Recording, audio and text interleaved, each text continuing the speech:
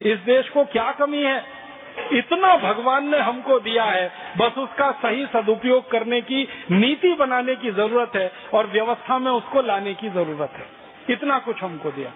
नमक भी हमको पाकिस्तान से लाने की जरूरत नहीं पड़ेगी अब, क्योंकि 2 लाख गांव हमारे देश में समुद्र के किनारे हैं और भरपूर नमक बना रहे हैं और नमक बनाकर हम सबको खिला रहे हैं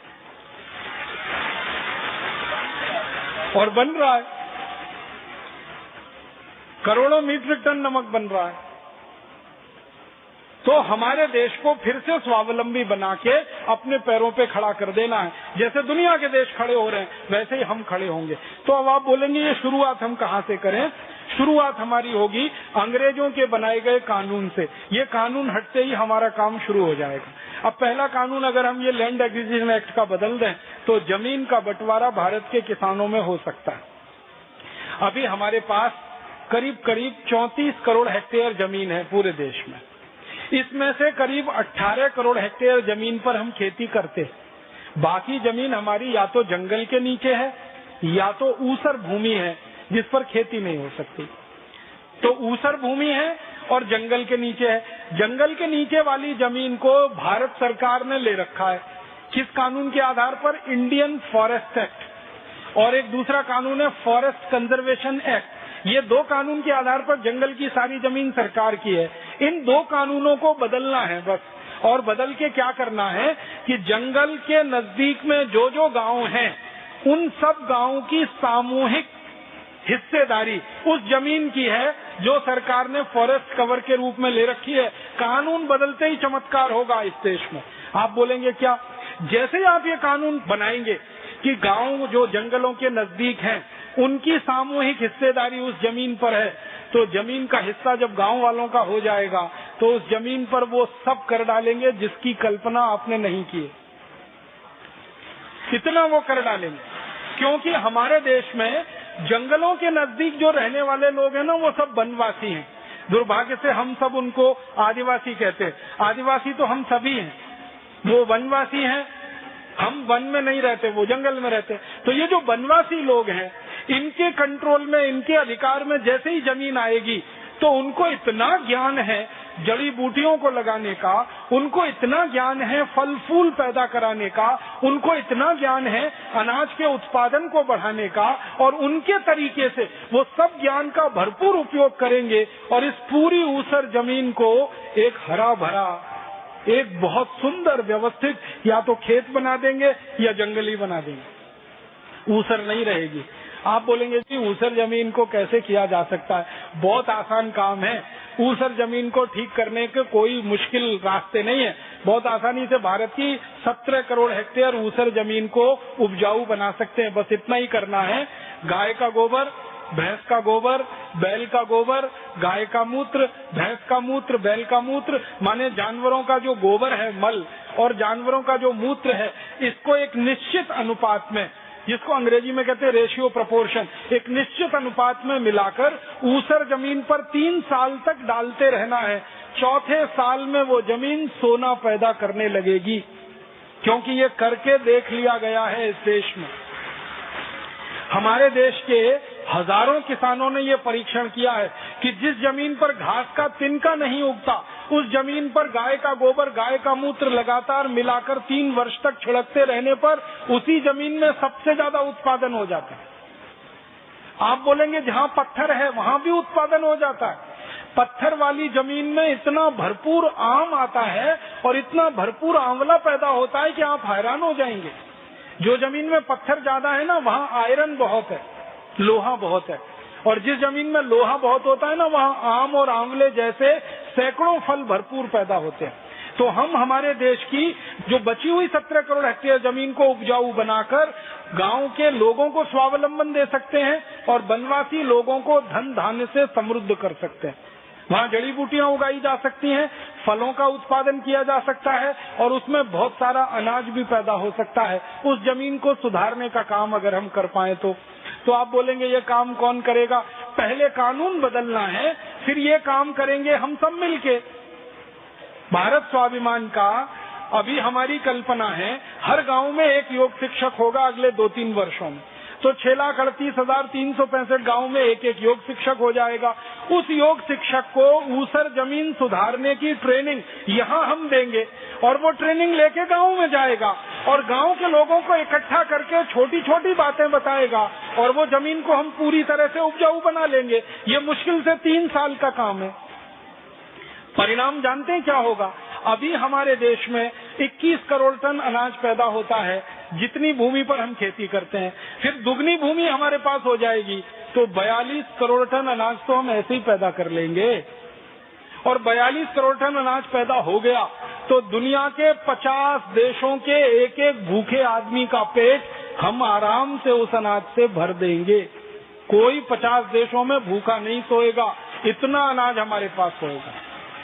और उस अनाज को बेचकर विदेशी मुद्रा कमाएंगे और उस विदेशी मुद्रा से देश के संसाधनों को बढ़ाएंगे। हम खाएंगे, पहले अपना पेट भरेंगे। वो खीर का उदाहरण याद रखना, खीर पहले घर के लिए खाने को होती है, बचे तो पड़ोसियों को खिलाई जाती है। अभी 21 करोड़ टन अनाज देश के लिए होता है, फिर 42 करोड़ टन हो जाएगा, हम दूसरों को भी देंगे, अपना पेट भर के दूसरों का पेट भरेंगे।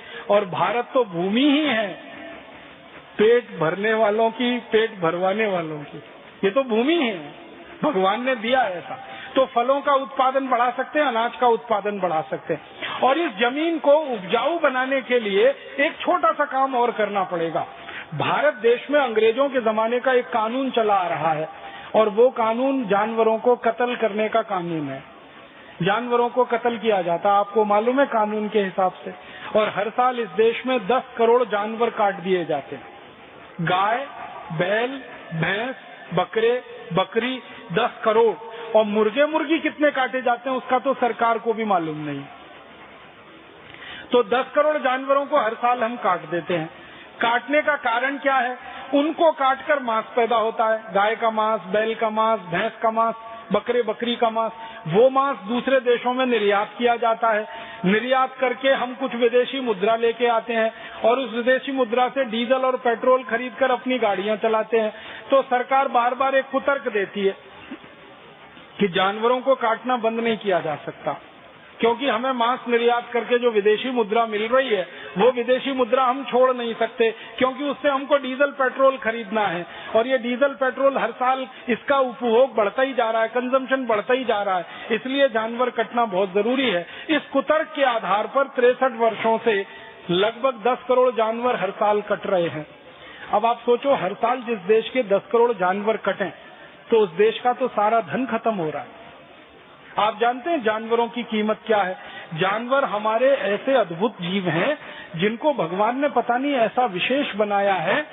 मैंने आपसे थोड़ी देर पहले कहा ना, ऊसर जमीन को उपजाऊ बनाना है, बंजर जमीन को उपजाऊ बनाना है, तो उसमें सबसे बड़ी चीज है वो गोबर है। गाय का हो, बैल का हो, भैंस का हो, जानवरों का हो। और दूसरी सबसे बड़ी चीज है वो मूत्र है। तो गोबर और मूत्र देने वाले तो जानवर हैं और इन जानवरों की मदद से हम हमारे देश की 17 करोड़ हेक्टेयर जमीन को अगर उपजाऊ बना सकते हैं तो इन जानवरों की कीमत तो बहुत बड़ी है। हम इनको काटें क्यों? इनको जिंदा रखें, क्योंकि जानवर कट गया तो खत्म खेल उसका, लेकिन वो जिंदा है तो कम से कम 20 साल तक गोबर देगा, मूत्र देगा। क्योंकि सामान्य रूप से गाय और भैंस की जो उम्र है हमारे देश में वो 20 वर्ष तक है। 20 वर्ष वो जिंदा रहेगा तो गोबर देगा, मूत्र देगा। उसके गोबर और मूत्र का उपयोग करके हम जो खाद बनाएंगे वो 17 करोड़ हेक्टेयर जमीन को उपजाऊ करेगा। क्योंकि 17 करोड़ हेक्टेयर जमीन को उपजाऊ करने के लिए दुनिया के किसी देश के पास कोई केमिकल नहीं है। हमारी सरकार झक मार के परेशान हो चुकी है।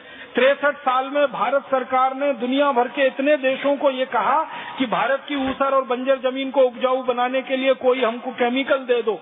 दुनिया के देशों ने कई तरह के केमिकल हमें दिए। एक जिप्सम नाम का केमिकल आता है, बाहर के देशों से हम आयात करके जमीन पे छिड़कते हैं, थोड़ा उत्पादन उससे बढ़ जाता है, थोड़े दिन में फिर वहीं पहुंच जाता है। तो दुनिया के पास कोई केमिकल नहीं है और भगवान ने ये सारी ताकत जानवरों के गोबर में दे रखी है, मूत्र में दे रखी है। तो क्यों ना जानवरों का गोबर और मूत्र उपयोग किया जाए उस बंजर जमीन को उपजाऊ बनाने के लिए, तो उनका कत्ल क्यों किया जाए? तो ये कानून हमें तुरंत बंद कराना है जानवरों के कत्ल करने का कानून। इस कानून के खत्म होते ही 10 करोड़ जानवर हर साल जिंदा रहने लगेंगे। उनका जो गोबर और मूत्र है वो हमारे खेतों को उपजाऊ बनाने के काम में आएगा। आपको मालूम है, हमारी जो आज की जमीन पे खेती होती है, जिसको हम करीब 17-18 करोड़ हेक्टेयर मानते हैं, उस जमीन की खेती के लिए 5 लाख करोड़ रुपया किसानों को खर्च करना पड़ता है, यूरिया के, डीएपी के, सुपर फॉस्फेट के उपभोग के लिए। यूरिया, डीएपी, सुपर फॉस्फेट और उस पर आने वाले कीड़ों को मारने के लिए कीटनाशक, endosulfan, malathion, benzene hexachloride, chlorpyrifos, dichromate, monocrotophos, ऐसे 786 किस्म के कीटनाशक और 3 किस्म की रासायनिक जहरीली खाद, ये कुल मिलाकर 5 लाख करोड़ रुपए का खर्चा किसान करते हैं। तब 17 करोड़ हेक्टेयर जमीन पर कुछ खेती होती है। और ये इसलिए हो रही है खर्चा, क्योंकि गोबर और गोमूत्र उपलब्ध नहीं है किसानों के पास, क्योंकि जानवर कट रहे हैं जो गोबर और गोमूत्र दे रहे हैं। तो इन जानवरों का कत्ल अगर हमने रोक लिया तो ये 5 लाख करोड़ का जो यूरिया, डीएपी और हमें एंडोसल्फान छिड़कना पड़ रहा है, इसकी बचत हो जाएगी और बची हुई 17 करोड़ हेक्टेयर जमीन के लिए और खाद हो जाएगा। इतना बड़ा स्वावलंबन पूरे देश में आ जाएगा जानवरों को कत्ल करने से बचाएं। और इस कानून को बदल रहा है। और जब उत्पादन होगा ना, उस उत्पादन का मूल्य भी 5 से 10 लाख करोड़ तक तो हो ही जाएगा। तो अभी हम जो अन्न का उत्पादन कर रहे हैं वो 2 गुना हो सकता है, उसका मूल्य 2 गुना हो सकता है, उसका निर्यात हम दुनिया भर में करके भूखों का पेट भर सकते हैं, क्योंकि हमारी जरूरत का पूरा होने के बाद हम किसी को भी दे सकते हैं। कई तरह से देश की समृद्धि बढ़ने का काम हो सकता है। 2 कानून के खत्म होते ही land acquisition act, Indian forest act और जानवरों को कत्ल करने का कानून, ये 3 कानून बदलते ही काम शुरू हो जाए। तो कानून बदलने के लिए तो परम पूजनीय स्वामी जी और जो केंद्रीय टीम है वो सरकार को लगातार दबाव डालती रहेगी अगले 4-5 वर्षों तक। आपको क्या करना है, आप उस दबाव को बढ़ाने के लिए सदस्यों की भर्ती करते जाइए, ये काम आपको करना है। सरकार से बात करनी है, मंत्री को कन्विंस करना है, संसद को कन्विंस करना है, विधानसभाओं को कन्विंस करना है, मुख्यमंत्रियों को बताना है, ये सब काम हमारे जिम्मे है, हम कर लेंगे इसको। लेकिन ये सब काम करने के लिए जो ताकत चाहिए वो आपकी है, करोड़ों करोड़ों भारत स्वाभिमान के सदस्यों की है। क्योंकि जैसे ही किसी प्रधानमंत्री के सामने हम ये कहेंगे कि देखिए जी ये 3-4 कानून हमें बदलवाने हैं, और हम ये नहीं कह रहे हैं, 5 करोड़ भारत स्वाभिमानी ये कह रहे हैं, 10 करोड़ भारत स्वाभिमानी ये कह रहे हैं, 20 करोड़ कह रहे हैं, तो प्रधानमंत्री को तो कुर्सी सहित भवन हिल जाएगा, चिंता मत करिए। और उनको बहुत विनम्रता पूर्वक हम कहेंगे कि आपको भूतपूर्व होना है कि अभूतपूर्व। अभूतपूर्व होना चाहते हैं तो ये कानूनों को बदल दीजिए जो अंग्रेज हमारे सिर पर बिठा के चले गए। आपका नाम आने वाले इतिहास में स्वर्ण अक्षरों में लिख जाएगा। और जो भूतपूर्व होना चाहते हैं तो अभी हमको मना कर दीजिए, फिर हम 20 करोड़ लोग दिखा देते हैं अपनी ताकत कि आपको कितनी जल्दी हम भूतपूर्व बना दें। और एक प्रधानमंत्री को आपने भूतपूर्व कर दिया तो आने वाला हर प्रधानमंत्री डरेगा आपसे कि इनकी तो ताकत भूतपूर्व करने की है, इनसे डर के रहो, बच के रहो, जैसा कह रहे हैं वैसा करते रहो। तो कानून बदल जाएगा, नीतियां बदल जाएंगी, व्यवस्था बदल जाएगी। तो आपको ताकत बढ़ानी है। और ये ताकत कैसे बढ़ेगी? ये ताकत बढ़ाने का एक काम आप करिए, हर दिन 2, 5, 10, 20 लोगों को भारत स्वाभिमान से जोड़ते जाइए। आप जुड़ गए, अब आपके पड़ोसी जुड़े, फिर मोहल्ले के लोग जुड़े, फिर गांव के लोग जुड़े, फिर शहर के जुड़े, जिले के, तहसील के, सब लोग जुड़ते ही जाएं, जुड़ते ही जाएं, जुड़ते ही जाएं। हमारी ताकत बढ़ती ही जाए, बढ़ती ही जाए। ज्यादा नहीं कहता, मैंने तो हिसाब भी जोड़ रखा है। जिस दिन 5 करोड़ भारत स्वाभिमानी इकट्ठे हो गए प्रत्यक्ष रूप से, उस दिन 50 करोड़ भारत आपके साथ जुड़ गया अप्रत्यक्ष रूप से। क्योंकि एक व्यक्ति कम से कम 10 लोगों से जुड़ा हुआ होता है अपने समाज में। 50 करोड़ लोग अप्रत्यक्ष, 5 करोड़ प्रत्यक्ष, इतने ही पर्याप्त हैं 34,735 अंग्रेजों के काले कानूनों को बदलने के लिए। तो अब आप हिसाब लगा के जाइए कि हम में से एक एक को क्या क्या करना है और कितनी ताकत से काम करना है। तो ये कानून बदलते ही गांव के स्वावलंबन का काम हम शुरू करेंगे। फिर और एक कानून हमें बदलना है इस देश में थोड़ा आगे बढ़ता हूँ कि हमारी कृषि व्यवस्था में बहुत सारी ऐसी चीजें पैदा होती हैं जिनका हम गांव में ही मूल्य वर्धन करें। अंग्रेजी में हम उसको कहते हैं वैल्यू एडिशन। गांव में ही मूल्य वर्धन करें और उनको बाजार में बेचें। अभी क्या हो रहा है, अंग्रेजों की समय की नीति चली आ रही है इस देश में कि गांव में जो प्राथमिक वस्तुएं पैदा होती हैं, जिसको हम कच्चा माल कहते हैं, वो हम निर्यात करते हैं, एक्सपोर्ट करते हैं और दूसरों को बेचते हैं। कच्चा माल बेचना अपने आप को फांसी लगाने के जैसा है।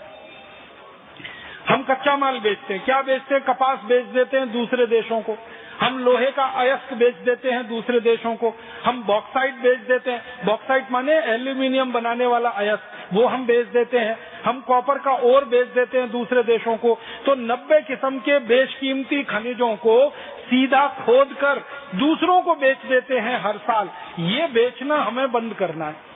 एक नीति बनानी है पूरे देश में और उसके आधार पर कानून गढ़ना है। नीति क्या बनानी है कि भारत से कोई भी कच्चा माल बिकने को विदेश में नहीं जाएगा। जो भी हम बेचेंगे पक्का माल बना के बेचेंगे। हम कपास नहीं बेचेंगे, कपास से कपड़ा बनाएंगे खादी का और उसे बेचेंगे। हम आलू नहीं बेचेंगे, आलू से चिप्स बनाएंगे और 500 रुपए किलो बेचेंगे उसे। आलू तो बिकता है 5 रुपए किलो, 10 रुपए किलो, और वही आलू का चिप्स बनाकर आपको मालूम है अमेरिका की कंपनियां भारत में बेच देती हैं 500 रुपए किलो। देखा है वो पैकेट आता है, uncle chips, ruffle chips, hostess का, टॉप रेमन का। वो आलू के चिप्स का पैकेट खोलो तो आधे से ज्यादा तो हवा निकलती है उसमें। और आलू के चिप्स अगर गिनोगे ना तो 15 से ज्यादा नहीं निकलते, और वो पैकेट 15 रुपए का आता है। ऐसी लूट मची हुई है। आलू बेचो 5 रुपए किलो, आलू का चिप्स 500 रुपए किलो, 700 रुपए किलो। तो क्यों बेचे हम आलू? भारत में 1,90,000 गांवों में आलू होता है और भरपूर होता है। और ये भारत की जलवायु और भूमि ऐसी है जो आलू के लिए बहुत उपयुक्त है। तो जब 1,90,000 गांव में आलू हो रहा है तो उस गांव से आलू हम खाएंगे सब्जी के रूप में। जितना आलू बचेगा उसका चिप्स गांव में ही बनवाएंगे, क्योंकि गांव में हर माँ, हर बहन, हर बेटी और हर भाई आलू का चिप्स बनाना जानता है, क्योंकि इसको बनाने में कोई मशीन नहीं लगती, ये तो हाथ का काम है। हमने देखा है होली के समय इस देश की सभी माताएं आलू का चिप्स बना लेती हैं। कोई गांव में दिवाली के समय बना लेती हैं, साल भर का बना के इकट्ठा करके रख लेती हैं। उन माताओं के हाथ में ऐसा जादू और हुनर है कि जो आलू सबसे जल्दी सड़ता है उसको चिप्स बना के वो 1-1 साल तक घर में रख लेती है, नॉर्मल टेम्परेचर पर, फ्रिज में भी नहीं रखना पड़ता। इतना हुनर अगर हमारी माताओं के हाथ में है, बहनों के हाथ में है, क्यों न देश के लिए उसका सदुपयोग किया जाए। तो गांव गांव आलू का चिप्स बनाने का गृह उद्योग चलाया जाए। आलू हर गांव में है, चिप्स वहीं बने, पैकेट में वहीं भरा जाए और अमेरिका में बिके, यूरोप में बिके। खाओ भारत का आलू का चिप्स। अभी तक वो हमें खिला रहे हैं, फिर हम खिलाएंगे उनको। आप बोलेंगे जी हम नहीं खाएंगे क्या आलू का चिप्स? परम पूजनीय स्वामी जी मना करते हैं मत खाओ इसको, तो हम नहीं खाएंगे। क्योंकि अपना फैट क्यों बढ़ाएं, अपना कोलेस्ट्रॉल क्यों बढ़ाएं? जिनका बढ़ना है उनका बढ़े, अमेरिका वालों का बढ़ना है तो बढ़े, यूरोप वालों का बढ़ना, क्योंकि उनके पास आलू के अलावा है ही नहीं कुछ और खाने को। आपको मालूम है अमेरिका में जो सबसे बड़ा और यूरोप में जो सबसे बड़ा खाद्य पदार्थ है ना, वो आलू ही है। और दूसरी चीज है प्याज। तो आलू में प्याज मिला के खाते हैं, प्याज में आलू मिला के खाते हैं, और कुछ है ही नहीं। इतने गरीब है बेचारे, 2 के अलावा कुछ है ही नहीं खाने को। तो जिनको खाना है आलू का चिप्स वो खाएंगे, हमको नहीं खाना है तो सब निर्यात ही कर देंगे। अपने पास तो आलू के अलावा बहुत कुछ है खाने के लिए, और हम आलू इसलिए नहीं खाएंगे कि क्योंकि योगी हो गए हैं, प्राणायामी हो गए हैं। योग और प्राणायाम मना करता है, क्योंकि आलू खाओगे गोल गोल हो जाओगे, फिर मुश्किल आएगी। तो हम तो लौकी खाएंगे, करेला खाएंगे, टमाटर खाएंगे, कुछ और खाएंगे। आलू दूसरों को खिलाएंगे, वो भी आलू के रूप में नहीं, चिप्स बना के। मैंने एक दिन हिसाब निकाला, 1,90,000 गांव, हर गांव में एक घर में ये चिप्स बनाने का काम अगर हम करवा सकें और उसकी मार्केटिंग और पैकेजिंग कोई एक संस्था अपने हाथ में ले ले, एक मदर इंडस्ट्री बने, उसके नीचे गांव की छोटी छोटी गृह उद्योग काम करें तो बहुत बड़ी फतेह, बहुत बड़ी विजय हम कर सकते हैं। तो आलू नहीं बेचेंगे, चिप्स बेचेंगे। इसी तरह का और एक उदाहरण देता हूँ। भारत के 4 लाख गाँव में कपास होती है, 4 लाख गाँव, और जो कपास होती है ना, वो कपास हम कई बार सीधे निर्यात कर देते हैं। कपास की गांठ बनाते हैं, गांठें निर्यात हो जाती हैं। हम नीति बनाएंगे वो ये कि कपास निर्यात नहीं होगी, कपास का सूत बनेगा, सूत से कपड़ा बनेगा, कपड़ा निर्यात होगा। कपास बिक जाती है 12-15 रुपए किलो, और कपड़ा बनाकर बेचो ना तो वही कपड़ा बिकता है 300-350 रुपए किलो। किलो के हिसाब से बात कर रहा हूँ।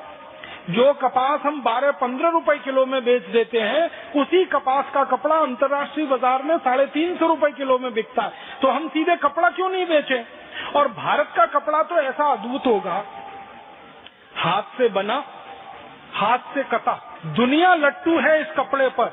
पूरी दुनिया के यूरोप और अमेरिका के बाजार में आप झूठ मूठ को ये कह दो कि ये कपड़ा हाथ से बना है और हाथ से बुना है, आप जो कीमत मांगोगे वो देने को लोग तैयार हैं। क्योंकि हाथ से बने कपड़े को पहनने का और हाथ से बुने कपड़े को पहनने का सैकड़ों साल से वो भूल गए हैं, क्योंकि मशीन का बना कपड़ा पहनने को मिलता है और मशीन से ही वो बुनता है। तो अमेरिका और यूरोप में लोग मुंह मांगी कीमत देने को तैयार हैं हाथ के बुने कपड़े को खरीदने के लिए।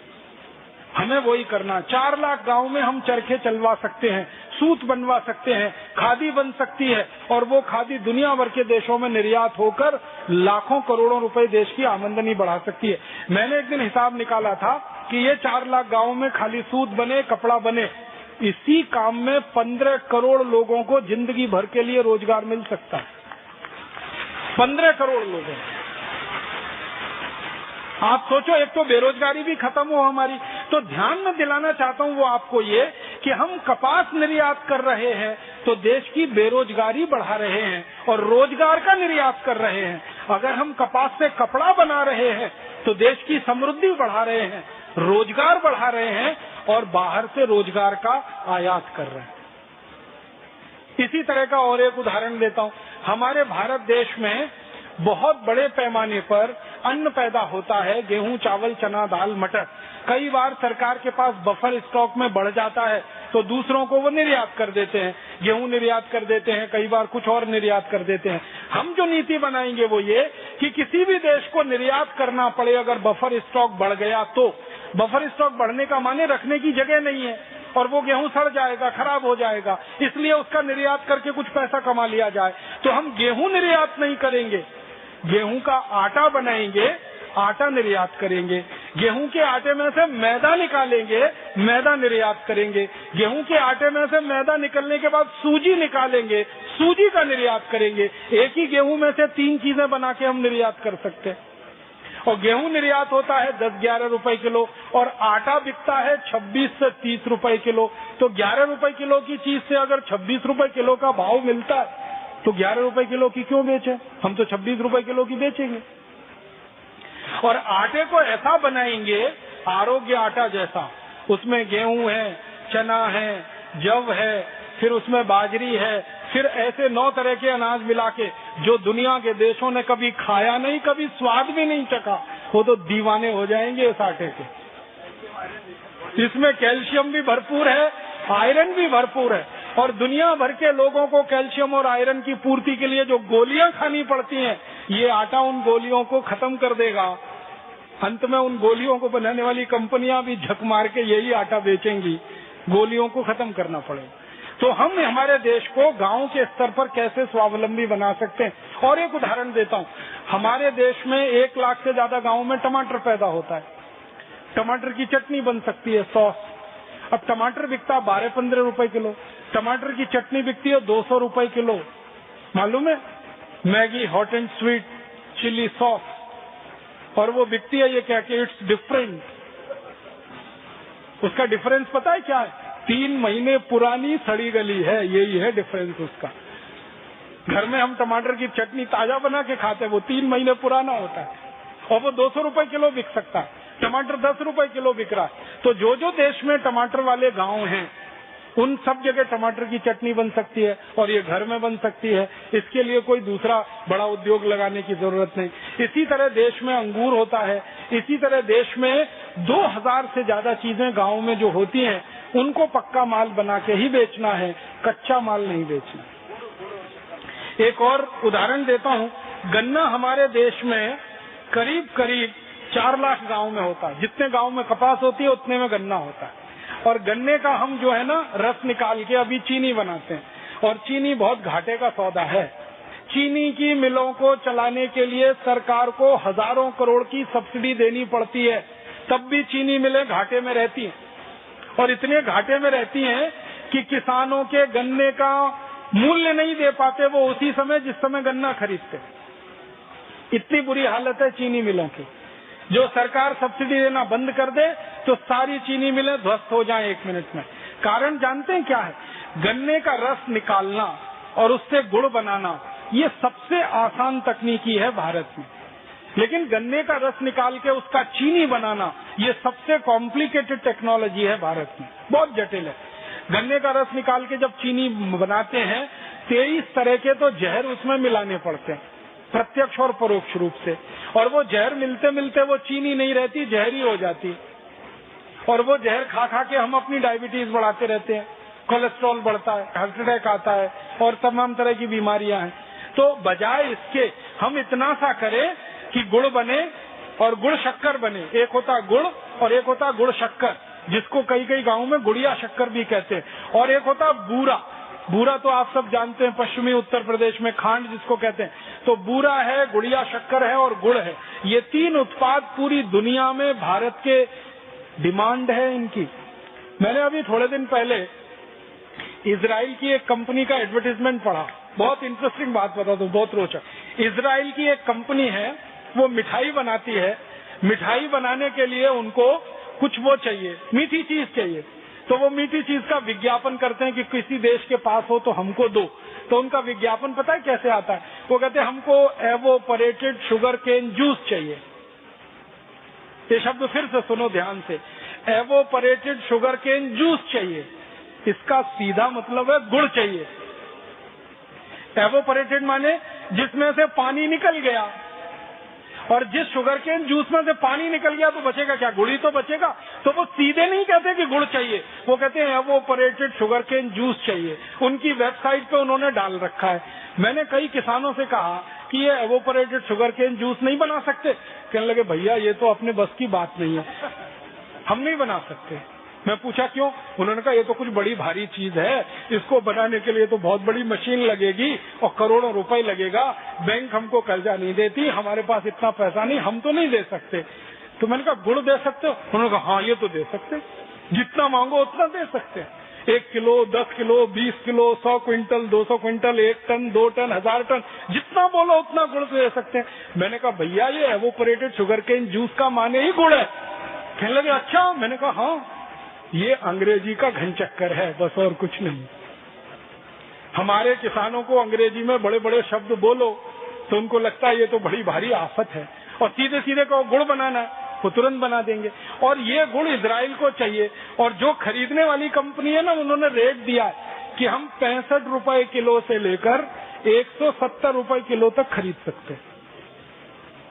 65 रुपए किलो से लेकर 170 रुपए किलो तक खरीद सकते हैं, हमको कोई दे। बस शर्त इतनी है कि ऑर्गेनिक हो, माने उस गन्ने को पैदा करने में यूरिया न डाला गया हो, डीएपी न डाला गया हो, बस इतनी सी बात है। तो हम तो कर सकते हैं ये काम, बस इसके लिए कानून बदल करना है। आप बोलेंगे कानून क्या है? अंग्रेजों के जमाने में सबसे पहली चीनी मिल लगी थी इस देश में, और चीनी का उत्पादन अंग्रेजों ने शुरू कराया था। उस समय उन्होंने शुगर के लिए कानून बना दिया था। कानून ये है कि किसान कई इलाकों में गुड़ नहीं बना सकता, कानूनी पाबंदी है उस पर। आपको सुन के धक्का लगेगा कि भारत में 17 राज्यों में ये कानून है कि किसान कानूनन गुड़ नहीं बना सकता। जो वो बना रहे हैं वो सब गैर कानूनी है, और अंग्रेजों के जमाने का कानून है ये। और अंग्रेजों ने सोच सोच कर उस इलाके में ये कानून लगवाया जहां पर गन्ना सबसे ज्यादा पैदा होता है, क्योंकि उनको चीनी मिल के लिए गन्ना चाहिए। गन्ना तभी मिलेगा जब गुड़ ना बने, तभी वो बचेगा, नहीं तो बचेगा क्यों? तो उन्होंने ये स्वार्थ के लिए कानून बनवा दिया, और इस कानून से वो 150 साल अपनी पूर्ति करते रहे।